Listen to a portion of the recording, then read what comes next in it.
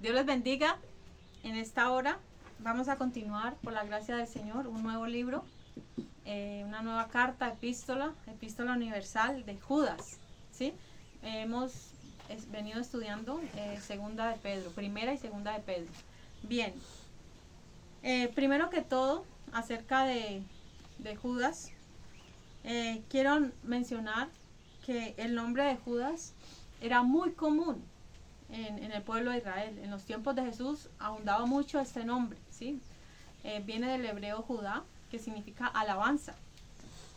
Bien, en la Biblia por lo menos se nos nombran otros 6 o otros 5, en total más o menos 6 en el Nuevo Testamento, con la que se llaman Judas. Y como era tan común, y vamos a mencionarlo rápidamente. Bueno, es Judas, bueno, el más conocido yo creo que por el mundo, Judas Iscariote, el que le traicionó, ¿cierto? El más conocido.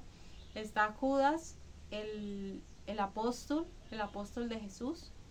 Está Judas, el hermano de Santiago y también hermano del Señor Jesús en la carne. Está Judas, el de Galilea. Está Judas Barsabás. Está Judas, el de Damasco. ¿Sí? Entonces ahí podemos contabilizar 6 Judas en el Nuevo Judas Testamento. Macabeo también. Judas Tadeo es el... Macabeo. Bueno, Judas Tadeo es el apóstol, ¿sí? Que algunas traducciones simplemente dicen Tadeo en lugar de Judas. Pero bueno, vemos que Judas, el Iscariote, como que marcó un antes y un después con ese nombre, ¿cierto? Como que lo marcó para mal, ¿no? Porque yo creo que en nuestro tiempo nadie quiere ponerle a su hijo o a su hijo Judas, ¿cierto? ¿Por qué? Porque siempre lo primero que nos viene a la memoria es el que le traicionó, el que lo vendió al Señor. Pero bueno, pero vemos que en la Biblia hay otros pues que llamaban así. Y bien, vamos a tratar de identificar entonces al autor. Bueno, esta carta universal es llamada carta universal o católica. Católico significa universal. Es llamada así porque forma parte de las llamadas cartas o epístolas universales, que digamos no tienen un destinatario definido, ¿sí? Sino que son enviadas universalmente. Bien, Judas es el antepenúltimo libro de la Biblia. Es es un pequeño libro que solamente tiene un capítulo, por lo cual usted no va a encontrar en el libro de Judas, no va a encontrar el número 1 como capítulo, sino que simplemente, por ejemplo, si yo quiero citar a Judas 6, el versículo 6, normalmente digo Judas 6 o Judas 5 o 3, tiene 25 versículos, ¿sí? Normalmente lo cito así, normalmente no digo 1.6 o 1.5, sino que voy directo al versículo porque solamente tiene un capítulo. Está entre los 4 libros más cortos de la Biblia, ¿no? Entre los del Nuevo Testamento, digámoslo así. Tenemos a primera, a segunda y a tercera de Juan, entre las más cortas. Está tan, bueno, y está está este que creo que es el cuarto más corto, Filemón, y Judas, que es pues el cuarto. Bien, esta obra literaria, llamémoslo así, podemos decir que es un solo sermón, pero entre ellas hay grandes misterios, está envuelto también en controversias, y vamos a aprovechar, yo creo que más o menos voy a dividir las prédicas en tres partes. Vamos a lograr abarcar el libro, la carta pues de Judas. Bien, ahora sí, tratemos de ubicar al autor. Bien, como en el versículo 1 dice Judas, siervo de Jesucristo y hermano de Jacob. Bien, allí se identifica bien quién es el autor, ¿sí? Algunos piensan, y la Iglesia Católica y algunos escritores, teólogos protestantes, atribuyen a Judas Tadeo, ¿sí? El apóstol del Señor Jesús, como el autor. Pero vamos a tratar de decir por qué no, porque es más probable que sea Judas, porque aquí él mismo se presenta hermano de Jacobo y estos dos. Vamos por favor allí a Mateo 13:55. Vamos a tratar de mirar por qué lo podemos identificar con Mateo 13:55. Albeiro, tú me buscas por favor Marcos 3:21, yo busco el de Mateo. Y les voy a leer la cita. Mateo 13:55 dice así: ¿No es este el carpintero? ¿No se llama su madre María y sus hermanos Jacobo, José, Simón y Judas? O sea, se están preguntando ellos que si, o sea, de ver lo que hacía, de ver los milagros y las cosas que hacía, la gente se hacía la pregunta, ¿no? ¿No es este? Lo conocemos, aquel que vivió, digámoslo, en nuestro barrio, vivió cerca a nosotros le conocimos desde pequeño, podían decir ellos, y lo identificaron que María y José, bueno, cuando sabemos que María, el nacimiento de Jesús fue algo, no algo humano totalmente, o sea, fue algo divino también, porque sabemos que fue engendrado por obra y gracia del Espíritu Santo. Entonces, María dice, fue una mujer santa, una mujer pura, una mujer virgen, que Dios la escogió a ella precisamente porque por sus virtudes, ¿sí? Porque ella era una mujer piadosa, alejada del mal. Entonces, por eso el Señor, Dios en su eternidad la escogió a ella para que fuera la madre terrenal del Señor Jesús.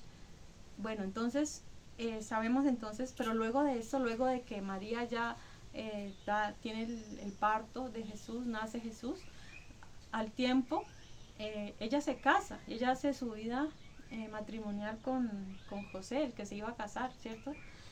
José, aquel carpintero. Y luego de eso vemos aquí, lo acabo de leer, Mateo 13:55, que a María le nacen otros hijos, ¿cierto? Le nacen otros cuatro hijos, o sea que tenía el Señor Jesús, digamos, carnalmente, terrenalmente, 4 hermanos, ¿sí? Creo que en otra parte, creo que también menciona de mujeres, parece, pero aquí nombra 4 varones. Bien, entonces ahí estamos viendo que habla de un Judas, que es el hermano, bueno, algunos dicen medio hermano, bueno, del Señor Jesús. Bien, y entonces, algo, ¿por qué no lo identificamos a este Judas como de los apóstoles? Bueno, y si lo tienes ahí, por favor, Marcos 3:21. Marcos 3:21. Y cuando lo oyeron los suyos, vinieron para prenderle, porque decían, está fuera de sí. Bien, o sea, ¿quiénes eran los suyos? Su familia, su mamá, sus hermanos. Esta era la familia de Jesús, ¿sí? Pero cuando lo escucharon, o sea, cuando veían que la gente se amontonaba, que llenaba, pues, a nuestro tiempo diría estadios, llenaba muchas casas, pues la gente se agolpaba donde Jesús estaba. Entonces, cuando se dieron cuenta esto los suyos, o sea, su familia, ¿qué fueron a hacer? Bueno, vamos a sacarlo, que debe estar loco. O sea, ¿qué pensaron? Que Jesús estaba loco, ¿cierto? Dijeron, está fuera de sí, ¿cierto? Y vemos que ahí los hermanos no creían en el Señor Jesús, ¿sí? Vamos, Juan 7:1 al 5, por favor. Juan 7, del 1 al 5. Entonces estamos viendo un poquito acerca de la familia del Señor Jesús. Bien. ¿Listo? ¿Juan 7? Sí, Juan 1 al 5. Sí. Y pasadas estas cosas andaba Jesús en Galilea, que no quería andar en Judea, porque los judíos procuraban matarle. Y estaba cerca la fiesta de los judíos, la de los tabernáculos. Y le dijeron sus hermanos, pásate de aquí y vete a Judea para que también tus discípulos vean las obras que haces. Porque nadie procura darse a conocer y al mismo tiempo hacer algo secreto. Si estas cosas haces, manifiéstale al mundo, porque ni aun sus hermanos creían en él. Dice, amén. Bien, entonces mire, los hermanos de Jesús, ¿qué pasaba? No creían en él y se burlaban, ¿cierto? ¿Cómo así? Muéstrate abiertamente, porque nadie que quiere darse a conocer se esconde, ¿cierto? Le estaban queriendo decir, dice, porque ni aun sus hermanos creían en él. Entonces por eso no identificamos al autor como el apóstol Tadeo, Judas Tadeo. ¿Por qué? Porque para ser apóstol, discípulo de Jesús, desde un principio de su ministerio, ellos creyeron en él, ¿sí? Lo que fue Mateo, lo que fue ellos, dejaron lo que estaban haciendo, Pedro, Juan, los hermanos, eran como 2 parejas de hermanos, dejaron de hacer lo que estaban haciendo, que estaban pescando por seguir a Jesús. Pero creemos, y dice la Biblia allí, que los hermanos de Jesús no creían en él, ¿cierto? Antes al contrario se burlaban. ¿Y cuándo fue que ellos vinieron a creer entonces en Jesús? Bueno, fue después de la resurrección, ¿sí? Después, en Hechos 1:14, dice que la madre de Jesús y sus hermanos perseveraban en la oración. O sea, entonces tuvo que ocurrir ese milagro, ¿sí? De la resurrección de Cristo para poder que todos, bueno, no los hermanos, porque María yo creo siempre creyó en él, en que era el Salvador y todo esto, pero ellos, fue al ellos presentársele, porque ahí dice, y en Corintios dice, ¿no? En 1 Corintios 5:7 dice que Judas, Judas era el hermano menor, pero entonces ahí lo podemos ver que ahí es cuando el Señor Jesús se le aparece ya resucitado, y ahí es cuando ellos vienen a creer, ¿sí? Y a recibirlo como Salvador. Bien, mire, esta relación de familia, en sus Jesús no era como tan importante para ellos como de pronto nosotros podemos decir, o podemos pensar, yo era hermano de tal, yo soy familia de tal, y para nosotros ser familiar de alguien, si digamos tiene algo relevante, es lo primero que mencionamos, ¿cierto? Si tenemos, mi tío es abogado, mi hermano es doctor o algo así, lo mencionamos, ¿cierto? Pero bueno, aquí vamos a ver que no ocurre así en la familia de Jesús, no ocurre esto. Bien. Entonces, podemos concluir que si Judas se convirtió después de la resurrección de Cristo, no pudo ser el Judas Tadeo, ¿sí? Porque desde un principio del ministerio, Judas, el discípulo y apóstol, estuvieron con Jesús y creyeron en él durante todo su ministerio. Bien, ahora, ¿qué más podemos decir? Bien, el autor ya lo tratamos de identificar, la fecha de escritura, bueno, miren, no hay una fecha exacta en qué fecha fue escrito, pero podemos dar un rango, ¿sí? Entre el año 60 a 70, ¿sí? Después de Cristo, ¿ya? Ese es como un rango, nadie sabe con certeza en qué año fue escrita la carta. Bien, acerca de los destinatarios, bueno, como lo dijimos al principio, fue una carta universal, y allí dice a los llamados, ¿sí? Y guardados en Jesucristo. O sea que es una carta muy general, ¿sí? Que aquí no identifica exactamente un público, una audiencia específica, pero nosotros creemos que fue escrito en su momento para una iglesia determinada, ¿sí? Sí, porque él tenía en mente de pronto un grupo de hermanos, una iglesia, una congregación, él tenía en mente de pronto, y a ellos les escribió, pero vemos que su contexto en sí es general, o sea, el propósito de la carta es general a todos los llamados, o sea, a todos los cristianos, a todos los salvos, ¿sí? Lo vamos a ver luego. Bien, ¿qué más podemos decir acerca de este libro? Bueno, ¿para qué fue escrito el libro? Este libro fue escrito para defender la fe, para que contendamos por la fe. ¿Y cuál es la mejor manera de uno contender? Y luego vamos a ver el término bien, contender. La mejor manera de usted contender es estando preparado, ¿sí? Esa es la mejor manera. La palabra de Dios es viva y es eficaz, pero necesita que usted sea un experto en la palabra para usted poder contender con la palabra, y que no es pelear, no es hablar groseramente, no, de eso no se trata, y luego lo vamos a ver. Bien, ahora sí, vamos al texto. Hoy vamos a abordar 4 versículos, ¿sí? Los primeros 4. Dice, Judas, siervo de Jesucristo y hermano de Jacob. Bien, como ya acabamos de ver, se está identificando. Mire, era algo inusual la manera como él se identifica. Mire, primero que todo dice siervo de Jesucristo, ¿sí? Esa palabra siervo, que debió haber sido traducida esclavo, ¿sí? Porque viene de una palabra griega que es doulos, que significa esclavo. De pronto los traductores de nuestras Biblias, no sé si en alguna de ustedes diga esclavo, no dice esclavo en ninguna, bueno, dice siervo. Sí. De pronto ellos dijeron, bueno, este término es como algo pesado, de pronto no lo van a entender, y pusieron siervo, ¿sí? Pero realmente la palabra es esclavo. Así como el apóstol Pedro también se identifica como esclavo de Jesucristo. Es decir, ¿qué es? Bueno, digamos, ¿cuál es la diferencia entre siervo y esclavo? Bueno, siervo es aquel que trabaja, ¿cierto? Que trabaja, digamos, determinadas horas. Bueno, yo sirvo para usted y cumplo un horario, por ejemplo, pero el esclavo no. O sea, el esclavo tenía que estar a disposición del amo. O sea, todo el tiempo, si el amo lo necesitaba, por ejemplo, a las 3 de la mañana, a esa hora tenía que estar el esclavo listo, disponible para su amo, ¿sí? Entonces, esta es la diferencia, ¿no? Entre esclavo. Esclavo, es decir, todo le pertenecía al amo, ¿sí? Entonces, aquí ellos se identifican con Jesucristo, pero ¿como qué? Como su siervo esclavo, ¿sí? Como su esclavo, y esta es la manera que él se identifica. Pero vamos a ver qué dice, y hermano de Jacobo, ¿sí? Jacobo o Santiago, que es el mismo autor de la epístola de Santiago también, que este hombre era muy reconocido, muy importante, digámoslo así, en la iglesia de Jerusalén. Cuando estudiamos esa epístola lo vamos a ver también. Entonces, pero ¿por qué Judas? Es algo inusual que se presenten de esa manera, ¿no? Y en la Biblia siempre que vemos identificado a alguien, ¿cómo lo vemos? Como el hijo de tal, ¿cierto?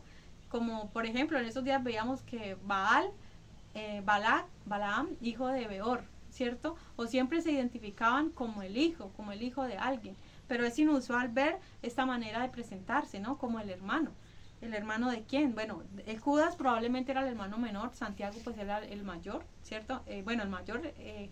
Jesús, después de Jesús pues seguía probablemente Jacobo, pero dice el hermano de, ¿cierto? ¿Y por qué no dice el hermano de Jesús? ¿Por qué dice el hermano de Jacob y no de Jesús, ¿cierto? Bueno, podemos pensar, como les decía, que en la familia de Cristo no es algo tan relevante esta familia sanguínea, digámoslo así. Si recuerdan un pasaje en la Biblia cuando le dicen al Señor Jesús está reunido y le dicen, maestro, te vienen a buscar tu madre y tus hermanos, ¿cierto? Le dicen. Y Jesús, ¿qué le responde? Aquel que hace la voluntad de mi Padre, esta es mi madre, esta es mi hermana y este es mi hermano, ¿sí? Entonces, Jesús no dio, digamos, esa importancia a esta familia terrenal, sino que todos en Cristo somos una familia, formamos parte de una sola familia y es la familia de Dios. O sea, el vínculo que nos une a todos los redimidos es Jesucristo, la sangre de Jesucristo, no algo físico, algo de sangre, digámoslo así. Entonces, el apóstol, Judas, el escritor de esta carta, no apela a su relación humana con Cristo, ¿sí? No se presenta de esa manera, tal vez para no presumir, tal vez para no decir, no, yo soy el hermano del Señor Jesús, sino que se presenta más bien como hermanos de su otro hermano, que a la vez los dos son hermanos o medio hermanos del Señor Jesús. Bien. Dice, a los llamados, santificados en Dios Padre y guardados en Jesucristo. Bueno, primeramente, ¿a quién se está dirigiendo ahora sí? A los llamados. ¿Y quiénes son llamados? Dice la Biblia que a los que antes llamó, a estos predestinó, ¿cierto? Y a los que predestinó los amó. Bueno, todo eso que nos habla ahí en una de las cartas paulinas, está hablando ¿a quién? A los llamados. ¿Y cuántos aquí hemos sido llamados? Bueno, hay otro que dice, muchos son los llamados, más pocos los escogidos. ¿Qué quiere decir? Que el Señor hace el llamado universalmente. El Señor ha llamado a muchos, dice a todos, dice todo el que a mí viene yo no le echo fuera. Él hace el llamado, que vengan a Él. Pero que solo uno, digamos los que han sido elegidos, los que es un misterio, ¿sí? El Señor, ¿por qué me eligió a mí? ¿Por qué lo eligió a usted? Es un misterio, no lo sabemos, solamente Él lo sabe, pero estamos seguros de que algo vio, ¿cierto? No sé, o sea, no sabemos qué criterio utilizó, pero dice a los llamados, el Señor nos ha llamado. Si nosotros estamos en Cristo y estamos perseverando en Cristo, hemos sido llamados. ¿Y quién más?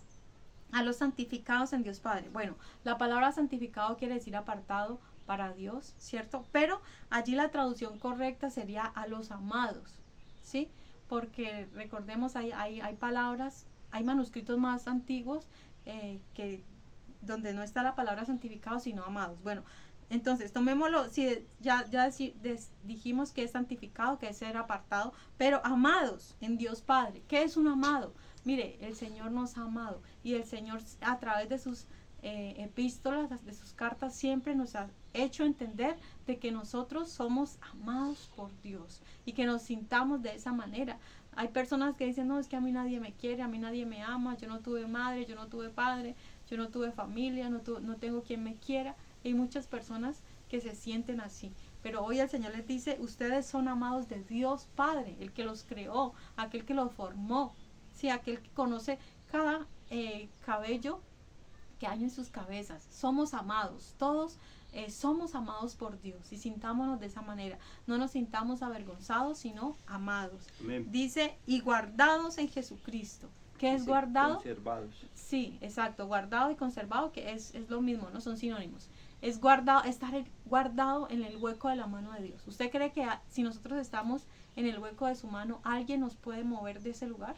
No. ¿Alguien nos puede quitar de allí? ¿Al Padre nos puede arrebatar? No, somos guardados, somos preservados para Dios, ¿sí? En Dios Padre, guardados en Jesucristo. Jesucristo es el que guarda nuestra vida. Nuestra vida está escondida en Él, nuestra vida está segura en Él. Nadie nos va a arrebatar de su mano, dijo el Señor Jesucristo. Cuando oró por sus discípulos, dijo, aquí están y nadie los va a arrebatar de mi mano. Y el Señor Jesucristo se los presentó a su Padre, ¿cierto? Diciéndole, Señor, aquí están, y oró por ellos. Asimismo, nosotros, el Señor Jesús sabe que estamos en su mano, le pertenecemos a Él, de allí nadie nos va a mover, ni las muchas aguas, ni la tempestad, nada, ni truenos, ni olas, o sea, no existe nada, dice la palabra, que nos pueda separar de su amor. En Él estamos seguros. Bien, dice, misericordia y paz y amor os sean multiplicados. Bueno, ahí está hablando de tres cualidades, tres características. Bueno, hablemos primero de la misericordia. ¿Qué es la misericordia? Mire, Dios es misericordioso. Dios ha tenido misericordia con cada uno de nosotros, ¿sí? Por su amor y por su misericordia estamos aquí. Sí, misericordia, ¿qué es? Algo que el Señor no tenía, digámoslo así. ¿Por qué salvarnos? ¿Por qué mostrarnos bondad? O pensemos por un momento en aquella historia del buen samaritano, ¿sí? Dice la palabra que había un hombre que descendía, ¿cierto? Y que unos ladrones lo atacaron, ¿cierto? Lo dejaron medio muerto, lo quitaron la ropa, lo robaron, lo dejaron medio muerto. Dice que hubo un sacerdote, que hubo un levita y que hubo un samaritano, ¿cierto? ¿Y quién fue que tuvo misericordia, digámoslo así? El samaritano. Bueno, digámoslo así, el samaritano, ¿era la obligación de él? ¿Era la obligación de él ayudarlo? El samaritano, no, ¿cierto? O sea, él fue movido a misericordia, ¿sí? Entonces, mire, estas bondades del Señor deben abundar en nosotros cada día más, ¿sí? Primero que todo, Dios ha tenido misericordia con nosotros. Dice, bienaventurados los misericordiosos, porque ellos alcanzarán misericordia. Primero, la misericordia de Dios es para cada uno de nosotros. Y después es para que nosotros también tengamos misericordia de quien lo necesita. Sí, es importante. Mire, nosotros podríamos hablar de la misericordia y podríamos dedicarnos una hora simplemente a hablar de cada palabra, porque la palabra de Dios es así, ¿no? Es muy profunda y tiene mucho que enseñarnos. Bien, hablemos de la paz. La Biblia dice, mi paz os dejo y mi paz os doy, y yo no la doy como el mundo la da. Entonces, la paz verdadera solamente está en Cristo. ¿Qué es lo que busca la gente? Las personas, ¿qué es lo que todo el tiempo queremos y anhelamos? La paz. Aquellas personas que tristemente toman decisiones erróneas de suicidarse, ellos lo que quieren en su corazón es paz. Ellos quieren tener paz. Ellos, mire, aquella persona que se suicida no quiere morir realmente. Lo que quieren es estar aliviados, tener paz. Eso es lo que ellos desean, que no tener esos problemas, o si los tuvieran, tener la paz. Entonces, la paz es algo importante que solamente el Señor Jesús puede dar. No lo puede dar ni el dinero. Hay muchos que dicen, no, a mí me da cierta seguridad, me da cierta paz tener tanto dinero, tanto en el banco, eso me da como cierta paz, pero no es así. Esa paz es solamente pasajera. O sea, dice Jesucristo dijo, yo no la doy como el mundo la da. La paz que Dios da es una paz maravillosa, es algo que solamente Él lo puede dar. Y dice, y también nos dice en otra de las epístolas, a paz hemos sido llamados, ¿sí? A que estemos en paz y a que tengamos paz a pesar de las dificultades. Bien, y por último dice amor. Bueno, eso sí es parte de la esencia de Dios. Dios es amor, ¿sí? Dios es amor.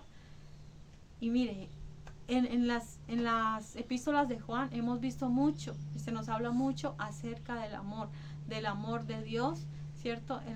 Y esa palabra amor en el griego tiene varias, ¿no? Hay varias, digamos, está el ágape, está el filial, el adelphos, que es el amor entre hermanos. Bueno, existe diferentes palabras para definir amor. El amor de Dios es el amor ágape, aquel amor desinteresado, ¿sí? Aquel amor que no busca algo, sino que desinteresadamente es el amor que Dios nos da a nosotros, ¿sí? Debemos amarnos unos a otros, el amor fraternal, está el amor filial, ¿cierto? Filadelfia, el amor entre hermanos. Bien, entonces, ¿qué amor debe ser multiplicado en nosotros? Todo, mire, el amor a Dios y el amor, así como la misericordia, debemos de crecer, así como Dios nos ha dado amor, debemos nosotros también dar amor a Dios y dar amor a nuestros hermanos, porque la Biblia dice, el que no ama, no ha conocido a Dios, porque Dios es amor. Entonces, a ver, dice, o sea, multiplicados. Esa palabra, si recuerdan cuando estudiamos Pedro, también decía lo mismo, o sea, pero ya hablaba ahora de la gracia, ¿no? Dice, o sea, gracia y paz, o sea, multiplicados. ¿Sí recuerdan esa expresión?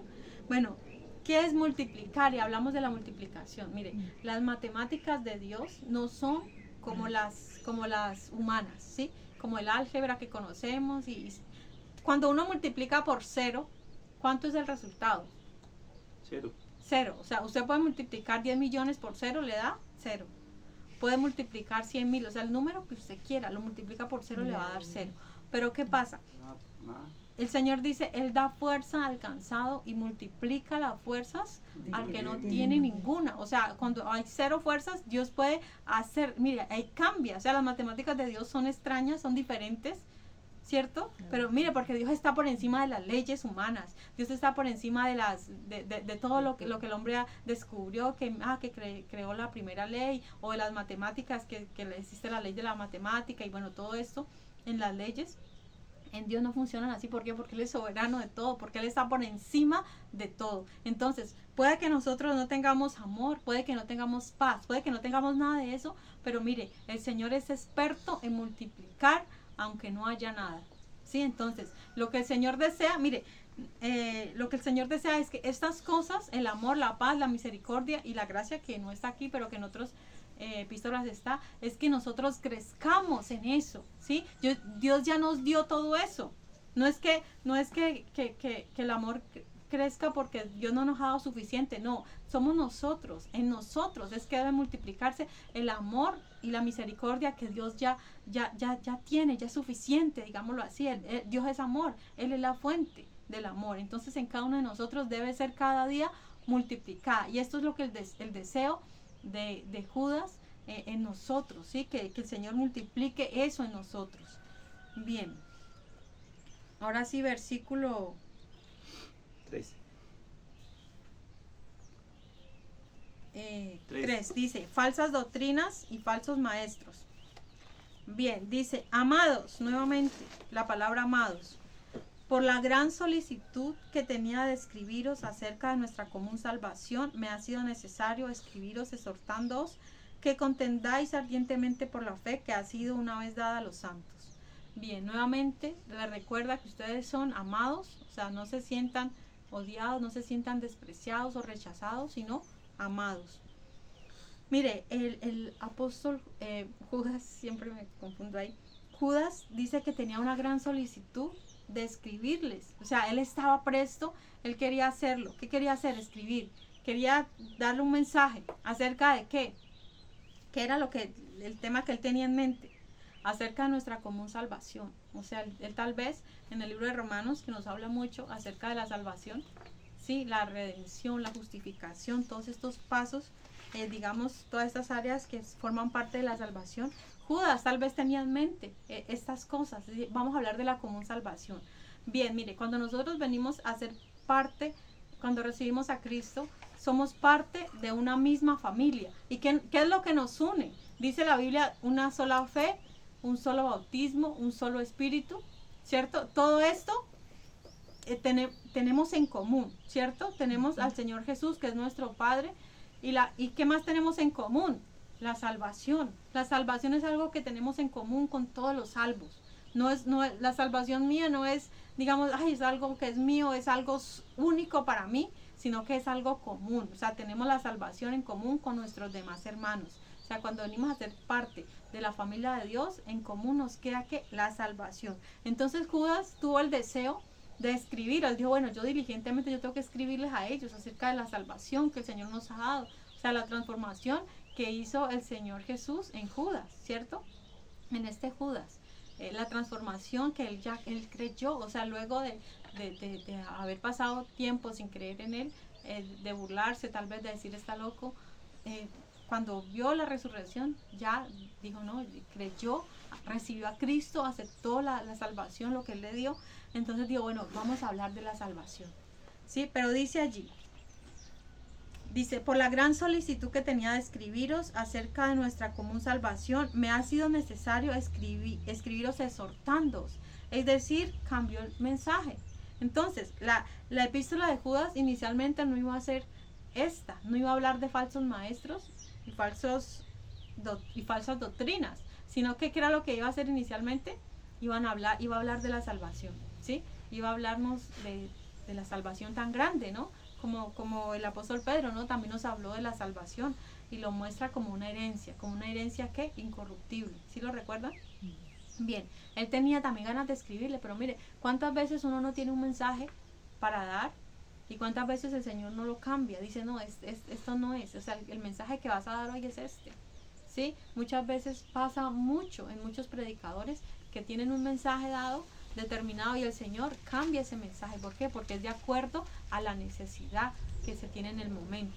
Bien, dice, me ha sido necesario escribiros exhortándoos. ¿Por qué? Porque en ese tiempo estaban abundando ¿qué? Las falsas doctrinas, ¿cierto? Los falsos maestros se habían multiplicado, digámoslo así. ¿Y qué pasaba? ¿Desde dónde salían ellos? Ellos no eran, ellos estaban dentro de la misma iglesia, ¿sí? Ellos, algunos tal vez habían llegado, se habían presentado, pero ellos vienen encubiertos, o sea, ellos no vienen mostrándose su cara real, porque no los aceptarían, ¿cierto? Si por ejemplo usted ve que viene un lobo a atacar sus ovejas, usted pues lo echa y todo, ¿cierto? Pero ¿cómo viene el lobo para poder atacar? Bueno, viene vestido de oveja, ¿cierto? Así es como vamos a ver al lobo, a los falsos, disfrazados, con una careta. Dice la Biblia que entre muchas verdades van a querer meter la herejía, las herejías destructoras, aquellas que destruyen, aquellas que dañan la congregación, aquellas que hacen esparcir el rebaño. Pero entonces Judas vio la necesidad que había. Mire, probablemente en esta iglesia no, les estaba tal vez faltando el discernimiento, ¿sí? Tal vez no estaban tomando su lugar, el lugar que ellos deberían de tomar como defensores y no solamente defensa, sino ataque, ofensa, ¿sí? De la palabra que había en ellos. Y ahí nos dice Judas, bueno, el propósito. O sea, Judas nos escribe exclusivamente para decirnos que hay que contender por la fe. Sí, ese es el propósito de esta carta. ¿Sí? Mire, una carta, como los decía al principio, una carta muy corta, muy breve, un solo mensaje, pero que encierra mucho y muy importante para nuestros días. No solamente era para sus días por allá, hace 2000 años, ¿cierto? Hace más de 2000 años, ¿no? Es para nosotros, esta palabra está vigente, ¿sí? Y mire, yo creo que Judas tampoco es muy... Hay unas cartas que ciertamente son olvidadas, ¿no? Hay unas cartas o sea, en la Biblia, en las iglesias, se predica mucho acerca de los evangelios, que está bien, por supuesto, ¿no? Acerca de lo que Jesús hizo, de los milagros. Yo en muchos lugares escucho el mensaje de la mujer del flujo de sangre, ¿cierto? Es como un tema muy, digamos, muy típico, muy común, y uno lo escucha muchas veces. Bueno, está muy bien, por supuesto, pero hay cartas, hay libros que son olvidados, ¿sí? El Apocalipsis es uno de ellos. Vimos que el apóstol Pedro también es uno de ellos, que tampoco se predica mucho de Pedro. Y Judas, pues tampoco, o sea, es importante, mire, es muy importante uno tomar cada libro de la Biblia, ¿sí? Son 66 libros. Cada libro debe ser para nosotros un deleite, un gozo estudiarlo. Y ningún libro es aburrido, ningún libro. Todos los libros de la Biblia, dice, toda la escritura es inspirada por Dios, y toda la Biblia tiene para nosotros, para nuestros días, que hablarnos. Tiene palabra de edificación, palabra de exhortación, palabra de consolación. O sea, toda la Biblia es apta, ¿sí? Dice la Biblia, toda la escritura es apta para animar, para redarguir, para exhortar, para corregir. O sea, la palabra de Dios tiene para todos en todo momento. Por eso no debemos dejar de lado ninguna de las escrituras. Amén. Bien.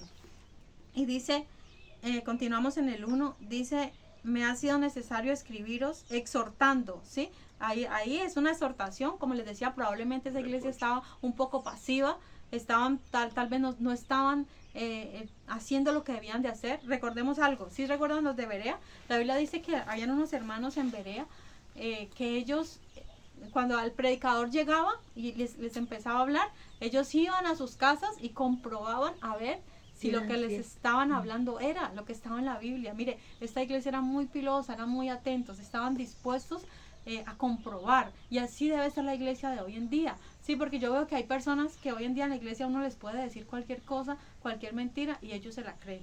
Ellos se la creen, ¿por qué? Porque no les gusta estudiar, porque no les gusta comprobar, o sea, para ellos simplemente piensan que sí, que todo el mundo tiene la razón, y no es así. Siempre lo que nos hablan, por eso es importante la Biblia. Por eso yo les digo, ¿cómo hace un predicador que puede hablar 1 o 2 horas sin siquiera abrir la Biblia? O sea, ¿cómo es posible? ¿Qué tanta palabra hay en su, o sea, o sabe mucho de memoria, que sería excelente, o está hablando de sus propias vivencias, de sus propios testimonios, o hablando cosas que no son, ¿sí? Digamos, en el mejor de los casos, que esté hablando pues de algún testimonio, pero que ya esté hablando herejías y cosas contrarias, cosas que no pueden comprobar con la Biblia. Mire, para que un texto sea, digamos así, que sea una doctrina, debe estar como mínimo en 3 citas diferentes, ¿sí? Para que sea una doctrina, debe estar en 3 partes, 3 libros. ¿Por qué? Porque la Biblia se cita, los autores citan entre ellos, y nosotros, para hacer un mensaje, debemos citar diferentes textos de la Biblia. ¿Para qué? Para que podamos decir, esta es una doctrina, y no sacar un texto de su contexto. Bien, dice, escribiros exhortándoos que contendáis ardientemente. Bueno, ya llegamos a la palabra contender, ¿sí? Que bueno decir, bueno, ¿qué es contender? Bueno, voy a hacer un contencioso. No es, mire, y vamos a ver, vamos por favor, 2 de Timoteo 2, 24 a 26 y 1 de Pedro 3, 15. Bueno, yo le busco la 1 de Pedro, que aquí estoy cerquita de 1 de Pedro, lo voy a buscar, y 2 de Timoteo 2, 24 al 26, por favor, Albeiro. ¿Ya? Ya. 24 al 26.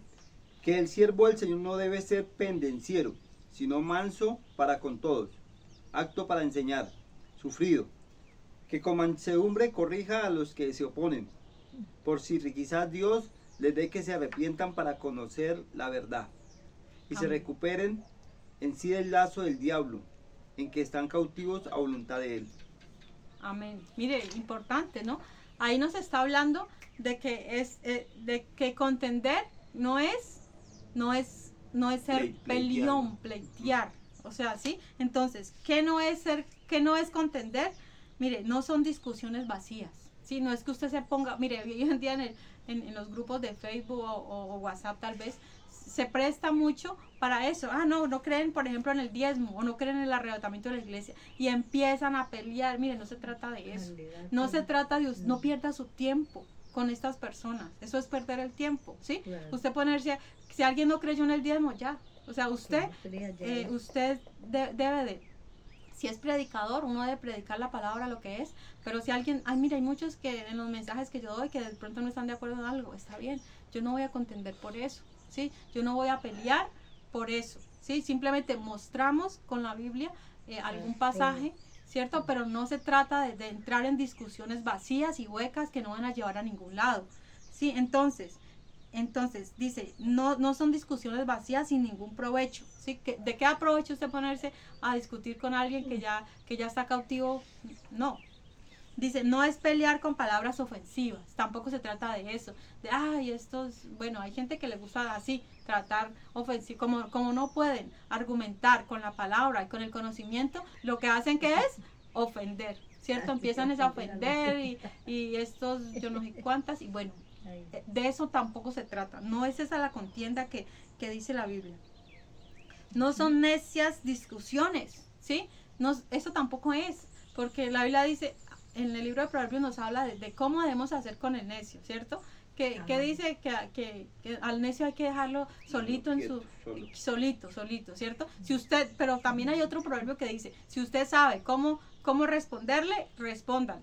O sea, si usted sabe, tiene la sabiduría suficiente de Dios, respóndale y bueno, dice, corrige al sabio y aumentará su saber, pero si al necio lo corriges, te va a odiar. Sí, el necio antes es para mal, pero si usted también dice, corrija al necio para que no se crea sabio en su propia opinión. Es decir, si usted en el momento, Dios le da a usted, dice, sí, es el momento de hablar, hable. De lo contrario, no se ponga a discutir, ¿cómo se llama cuando uno, a las avispas, cuando uno, a torearlas? ¿Por qué? Porque dice la Biblia que el necio deja hasta lo último, deja su necedad a ver. O sea, ellos se enojan y llevan, pues, mejor dicho, a otro nivel que no es lo que nos está diciendo Judas. Judas lo que tenía en mente cuando él nos dijo que contendamos ardientemente con la fe, ¿qué es? Ahora sí, ya dijimos que no era, ahora, ¿qué es contender? Dice, se debe presentar defensa con mansedumbre, lo acabas de leer, ¿cierto? Uh-huh. Se debe presentar defensa. ¿A quién? Para corregir, ¿cierto? Dice, ¿lo tienes ahí todavía? No. Bueno, dice que el siervo de Dios no debe ser contencioso, sino que debe de presentar defensa con mansedumbre. A ver si el Señor les concede que se arrepientan de que están cautivos por el maligno. Sí, debemos de mirar a esas personas no con odio, eso sí, no los miremos con odio. ¿Sí? ¿Por qué? Porque son personas cautivas y son personas que necesitan de la misericordia de Dios, de la gracia de Dios. Sí, porque ellos tristemente se han alejado. Recordemos algo, si recuerdan al apóstol Pedro y a este Simón el que le llamaban Bar Jesús, creo que era, le llamaban Simón el Mago, ¿cierto? Que él se había alejado y que él les dijo, bueno, mire, él había creído, él era creyente, ¿sí? Los demonios también creen y tiemblan. Él había creído, pero les dijo, ay, cuando vio que los dones operaban en ellos, en los apóstoles, les dijo, denme, yo quiero comprar. Entonces, mira, el apóstol Pedro le dijo, veo que estás en cadenas, veo que estás en grandes cadenas de oscuridad. Pero el apóstol Pedro, mire, allí en ese caso, él contendió por la fe, ¿sí? Mire, este es un buen ejemplo, ¿no? De cómo se debe contender, ¿sí? Este es un buen ejemplo. Si alguien te ofrece dinero, ¿por qué? Por los dones, por la sanidad, yo quiero que ores por mí, o yo quiero que hagas esto, yo te doy dinero. Ahí es el momento indicado, ¿para qué? Para contender por la fe. ¿Qué hizo el apóstol Pedro? Le dijo, bueno, mire, le habló duramente, le dijo, el Señor te reprenda, hijo del diablo, y todo eso, ¿cierto? Pero mire, pero este hombre dice que, y ahí uno queda como con la duda, con la intriga, ¿qué pasó al final? Dice que este hombre dijo, no, que ora para que no me pase eso, ¿cierto? Entonces, pero recordemos que Dios es un Dios de misericordia, y si se arrepintió, por supuesto que Dios lo perdona. O sea, si él se arrepintió de corazón, entonces ahí hay un ejemplo. Entonces, ¿qué se debe hacer cuando alguien o le haga? En esos días veía un videito que tal vez una historia real, tomado de una historia real, que le decía, pastor, deme una carta para mi hija y diga que la necesita, ¿sí? Para que le den la visa o algo así.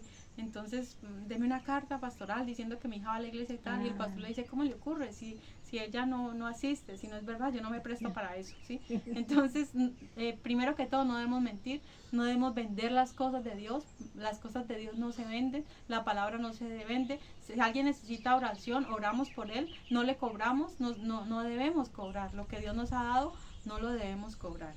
Bien. Y ahora sí, primera de Pedro 3:15, dice así: si no santificad a Dios el Señor en vuestros corazones, y estad siempre preparados para presentar defensa con mansedumbre y reverencia ante todo el que os demande razón de la esperanza que hay en vosotros, teniendo buena conciencia, para que en lo que murmuran de vosotros como de malhechores sean avergonzados los que calumnian vuestra buena conducta en Cristo. Bien, ¿qué nos está hablando? Mansedumbre nuevamente, ¿y qué? Y respeto. Entonces, no es lenguaje ofensivo, no es estar ofendiendo a los demás, sino es que con respeto. Usted va a presentar defensa de la fe que hay en nosotros, ¿sí? Vamos a presentar defensa de lo que, no nuestra creencia, sino lo que Dios ya, mire, dice la verdad esencial del Evangelio. Eso es lo que significa fe. Aquí en este contexto, dice verdad esencial del Evangelio. Esta es nuestra común fe. Tenemos una común salvación y aquí hay una común fe. Bueno, dice, la palabra contender viene de luchar, quiere decir luchar, batallar, defender vigorosamente. Viene también de una palabra que significa agonizar, ¿sí? Agonizar, o sea, lo que él está, y esto se toma, digámoslo así, de el contexto de contienda es en el mundo deportivo, en el mundo atlético, ¿sí? Que quería decir de la lucha libre, ¿ya? Que ellos contendieran, o sea, es una pelea, es una batalla, digámoslo así, cuerpo a cuerpo. Hicieran, y mire, la palabra, que si es necesario agonizar, entregarlo todo, se entrega todo por la fe, ¿sí? Defendiendo la causa, nunca permitiendo que, mire, es una, sí, o sea, es un dolor agonizante. Usted nunca vaya a aceptar una verdad diferente. Usted nunca, si un ángel del cielo viene y le predica otra verdad diferente, no le crea. Es lo que dice la Biblia, o sea, no le crea, contienda. Esa es lo que se refiere contender, ¿ya? Luchar, batallar, defender vigorosamente, incluso a punto de agonizar por la causa, apasionadamente por la verdad. O sea, usted apasionese por la verdad. Si recuerdan, en las iglesias habían unas que guardaban la verdad, por ejemplo Éfeso. Si recuerdan a Éfeso había perdido el primer amor, pero tenía la verdad. Dice que cuando venían falsos apóstoles, ellos los descubrían y veían que no eran. ¿Sí se acuerdan de esa parte? Bueno, eso lo di hace tiempo, pero me acordé de ahorita en este momento de eso. De que en Éfeso, aunque lo malo de ellos era que habían perdido el primer amor, ya no amaban al Señor como antes, pero guardaban la verdad. Si veían a un falso apóstol, les decía, este no es de Dios, este no es. Lo contrario, creo que era la iglesia de Tiatira, porque vea, la iglesia de Tiatira lo contrario. Tenían amor, pero habían permitido que entraran falsas doctrinas, habían permitido que esa mujer Jezabel, habían permitido que creo que Balaán entraran a sus congregaciones. O sea, que allá en los púlpitos Jezabel podía predicar, ¿sí? O sea, las falsas doctrinas, y hoy en día han surgido, mire, tristemente muchas mujeres se levantan a hablar cosas que no son, a sacar herejías, cosas raras, sí, mucho cuidado con eso, mucho cuidado, o sea, cuidémonos verdaderamente, probemos quiénes son, como dice, quiénes son apóstoles. Los espíritus son de Dios. Exacto, que el Señor nos dé ¿qué? Discernimiento. Entonces, esta es la contienda, dice vigorosamente, ardientemente, o sea, contienda, pero ¿cómo hace uno para contender? ¿Qué es lo que uno necesita? Estudiar, exacto, mire, necesitamos 3 cosas, digámoslo así: el conocimiento, la experiencia propia, ¿sí? ¿Por qué el conocimiento es importante? ¿Por qué es importante el conocimiento? Porque dice, porque a vosotros os parece que en ellas tenéis la vida eterna. O sea, nosotros, para poder contender, para poder presentar defensa, debemos de tener pleno conocimiento, ¿sí? Porque si no cualquier cosa creemos. Ya llegó un profeta de por allá del otro lado y viene con esta nueva revelación y nosotros, ay, sí, qué bueno. Y mire, pueden tener los dones del Señor, porque es que eso es lo que a muchas personas los sorprende, ¿no? Los impresiona, ¿cierto? Que ven, este tiene muchos dones. Entonces, como habló, como son dones que Dios le ha dado, ¿sí? Entonces piensan que todo lo que Él diga Es cierto. es cierto. ¿Y qué pasa? Le creen. Pero mire, si nosotros tenemos un fundamento sólido, a nosotros nadie nos puede hablar. O que si, tengo a profetizar esto de parte de Dios. Y si usted ve que no está de acuerdo con su vivencia, con lo que Dios le ha dado, porque Dios, digamos, una profecía puede ser es una confirmación de lo que Dios ya te ha dado. ¿Y qué aspectos debe tener la profecía? Exhortación, edificación y consolación. Si no tiene esas tres áreas, no es una profecía de Dios. Debe tenerlas, debe tener esas tres áreas, lo dice el apóstol Pablo. Entonces, cuidémonos, sí, que no nos creamos. Hay muchos otros que quieren maldecir. Si usted no asiste a este lugar, van a ser maldecidos. Mire, incluso me acordé, en estos días había un hermano que él digamos, la compañera vivían en una casa y la compañera de él vivía y se congregaba en la iglesia de nosotros y él no, él en otra iglesia. Y entonces cuando se acaba el culto, ellos ya acababan primero y nosotros después. Cuando él llegaba, él nos esperaba lejos. Yo, hermano, venga, nosotros, venga, hermano, entre y nos espera acá, espera a la otra hermana, espérela acá. Y que decía él, no, yo no me puedo entrar, yo me quedo allá acá afuera. Y nosotros, ¿cómo así, hermano? ¿Usted por qué no entra y por qué se queda por allá? ¿Por qué no nos espera acá? No, lo que pasa es que a mí me dijeron en la iglesia que si yo iba entraba a otra iglesia, entonces que perdía la bendición. Que la bendición que había recibido allá, que la dejaba acá. Ay. ¿Usted puede creer eso? Y lo triste que es que son personas que se lo creen. O sea, creen cualquier cosa así que sale de mi imaginación, la creen. ¿Y de dónde sacan tantas cosas raras? Y así está la iglesia de hoy. Así está la iglesia hoy en día, tristemente. Bueno. Bien, ¿qué otro aspecto? Dice, la lucha libre significa trabajo arduo y diligente, celosamente. Esto también significa contender, ¿ya? Es decir, un trabajo arduo y diligente. Cuando dice ardientemente se refiere a eso, trabajo arduo y diligente y además celosamente. Usted sea celoso con la sana doctrina. Cuidemos de la sana doctrina, cuidemos de eso. Recordemos allá Juan nos decía que si alguno viene y trae otro evangelio, bueno, este es otro, esto creo que es del apóstol Pablo. Lo que Juan nos decía es que debemos de que si alguno no confesaba que Cristo había venido en carne, no era de Dios. O sea, que probemos los espíritus si son de Dios o no. O sea, todos los autores bíblicos de una u otra manera nos están diciendo lo mismo. El apóstol Pablo lo dijo de una manera, Juan lo dijo de otra manera, Pedro, lo acabamos de leer, lo dijo de otra manera, y ahora Judas, ¿sí? Dedica su breve carta para esto, para que estemos preparados, para que contendamos ardientemente por la fe. Ya sabemos lo que es contender, ¿sí? Ya sabemos que es defender la fe, y no solamente, la contienda, digamos, la Biblia, la palabra de Dios no es solamente un arma defensiva, ¿sí? La Biblia no es solo defensiva, es también, ¿qué? Ofensiva. Es decir, usted puede coger su espada y puede ir y destruir lo que sea. O sea, usted puede ir y destruir, que el Señor está con nosotros. O sea, la palabra es de doble filo, ¿cierto? La palabra de Dios dice es de doble filo. Bien. Continuamos allí. Bueno, me quedé en Pedro y no volví a Judas. Bueno, dice así: contendáis ardientemente por la fe que ha sido una vez dada a los santos. Bien, ahí nuevamente retomamos lo que es la fe, la común fe que tenemos.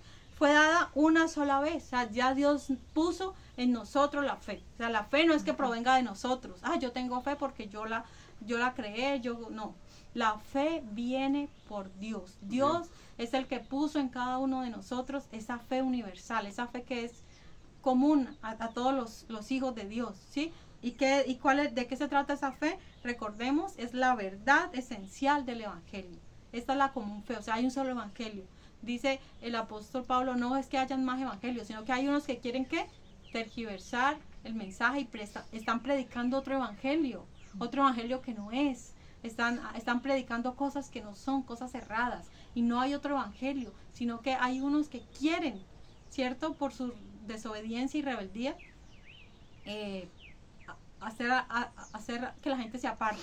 Bueno, algo importante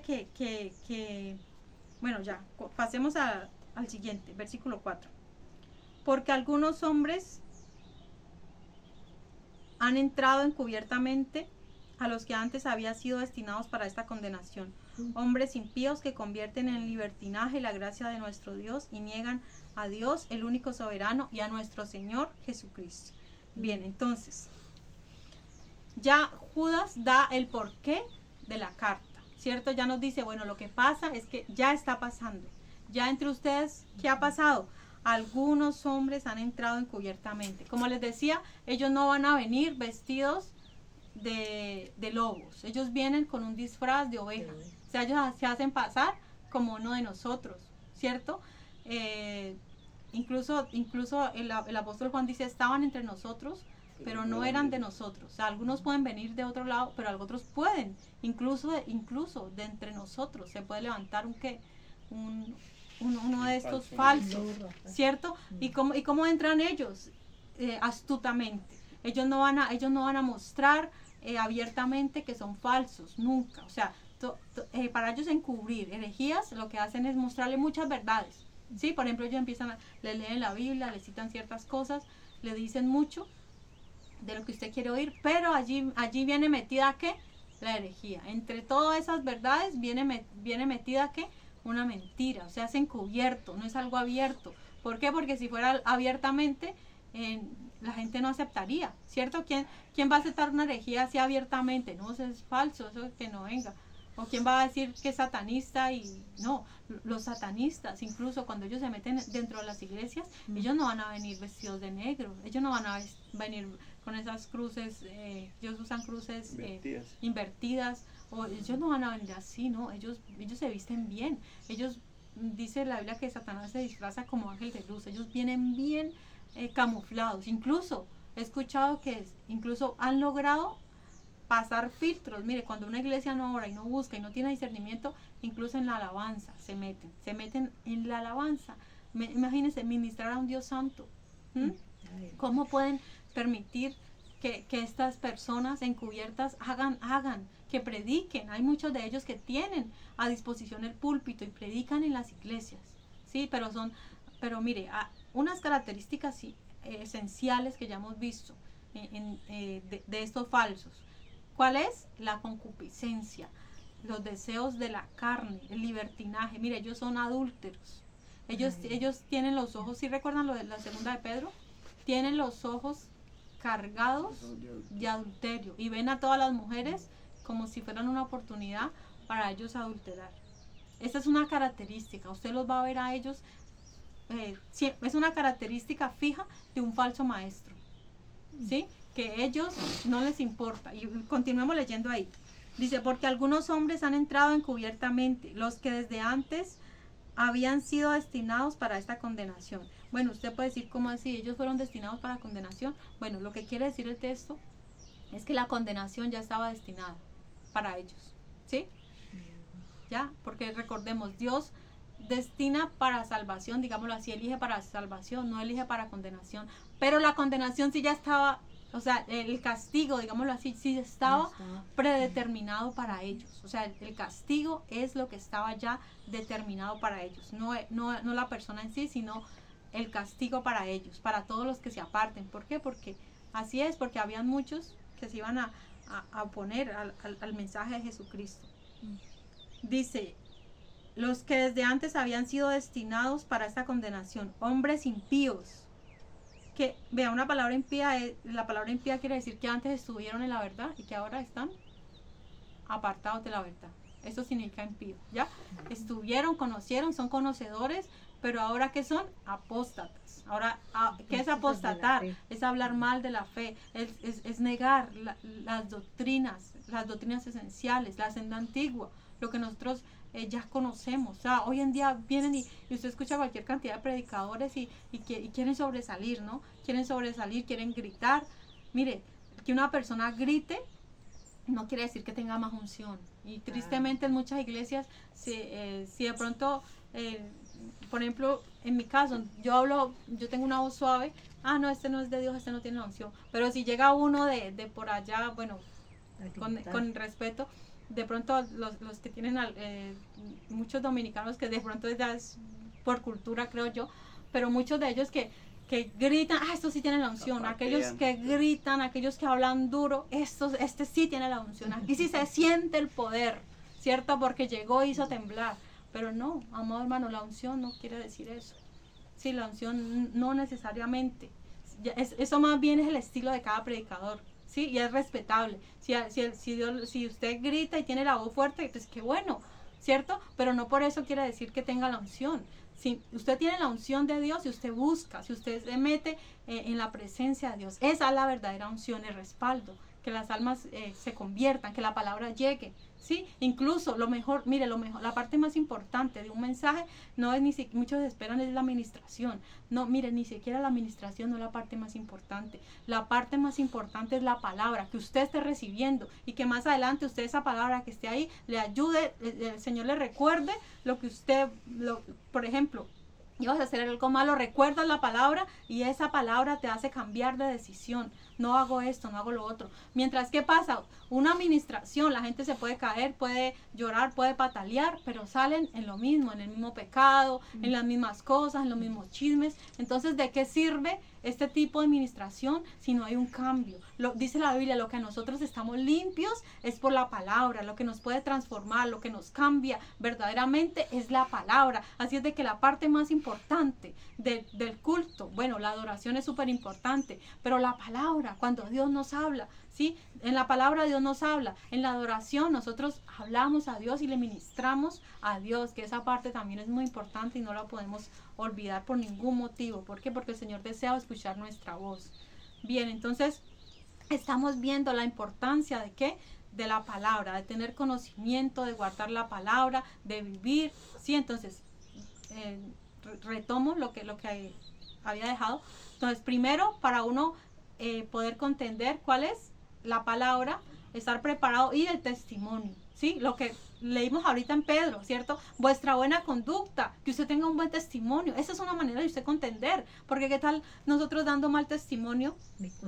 Claro, ¿cómo vamos no estamos defendiendo la fe, al contrario, entonces estamos haciendo quedar mal el evangelio de Cristo. Entonces es importante que el testimonio, porque cómo nos vamos a presentar ante alguien que nos escuchó diciendo muchas cosas malas y haciendo cosas malas, ¿cómo le vamos a hablar? ¿Con qué cara vamos a presentarle a un Dios santo? Sí, aquí dice que fuimos santos, sí, lo recuerdan ahí el versículo 3, dice, una vez fue a los santos. ¿Y quiénes son los santos? Nosotros somos, el Señor nos llama santos, el Señor nos llama amados, santificados, apartados para Dios. Entonces demos testimonio. Entonces es importantísimo la experiencia personal, el testimonio, nuestra búsqueda. Entonces con esas tres cosas vamos y evangelizando, pongamos ahí evangelizando. Hay muchos pastores que les gusta siempre en sus predicaciones, hablarles de 3 puntos, 4 puntos. Yo casi no utilizo eso. ¿Por qué? Porque mis mensajes no son textuales, sino es positivo. Sí, yo no lo divido que en primer punto, no, o sea, yo casi no lo hago así, pero esta vez hablemos de esos 4 puntos rápidamente recordando. ¿Cuál? Para poder contender, primero el conocimiento, segundo la experiencia, es decir, la comunión personal que tenemos con Dios, tercero nuestro testimonio que debe ser irreprensible y cuarto, ¿cuál? Evangelizando. Ya, esa es otra manera de contender y es importantísima, usted yendo y predicando el evangelio. Bueno, yo por aquí apunté, ¿qué tan preparados estamos nosotros si viene un testigo de Jehová? Por ejemplo, ¿sí? Mire, yo lo primero que por acá estamos en un lugar, en una vereda alejada donde ellos normalmente no van a venir, pero cuando vivía en la ciudad sí, allá sí llegan, ¿sí? Llegan mucho y cada ratico, a hablar. Bueno, normalmente yo no les abría, les abría y les decía, no, o sea, los evitaba, pues no me gustaba perder tiempo. ¿Por qué? Porque muchas veces con ellos dije, yo llego, les abro la puerta, les hablo y al final les demuestro por la palabra que ellos que ellos están errados y ellos no se arrepienten, entonces ¿para qué perder el tiempo? Yo pensaba eso antes, ¿sí? Y siguen en lo mismo. Bueno, está bien, pero eso sí, no le digamos bienvenidos, ¿no? No son bienvenidos a nuestra casa, pero si es necesario usted defender su fe, usted lo hace. Pero les hago la pregunta, si llega un testigo de Jehová, ¿usted está preparado para contender por la fe? ¿Estás preparado para Dar batalla. para dar batalla? ¿Sí? ¿Estás preparado o no? O sea, depende de qué, de tu preparación, ¿sí? Mire, ningún deportista ni se le ocurría irse a presentar en una competencia si no estaba preparado, ¿sí? Entonces es importantísimo que la preparación. Si no estamos preparados ni vamos, que allá mejor dicho, vamos a quedar descalificados, ¿cierto? En el primer golpe de una nos mandan ahí al suelo. No, nosotros tenemos que estar preparados, ¿sí?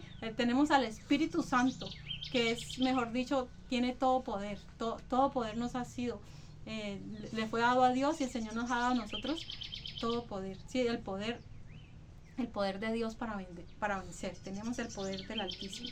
Bien, estamos ya terminando el tema de hoy, pero vamos a terminar la última parte. Dice, hombres impíos que convierten en libertinaje la gracia de nuestro Dios y niegan a Dios, el único soberano, y a nuestro Señor Jesucristo. Bien, entonces, ¿qué les decía yo hace ratico? Convierten en libertinaje la gracia de nuestro Dios. ¿Qué enseñaban estos falsos maestros? Miren, no hay problema.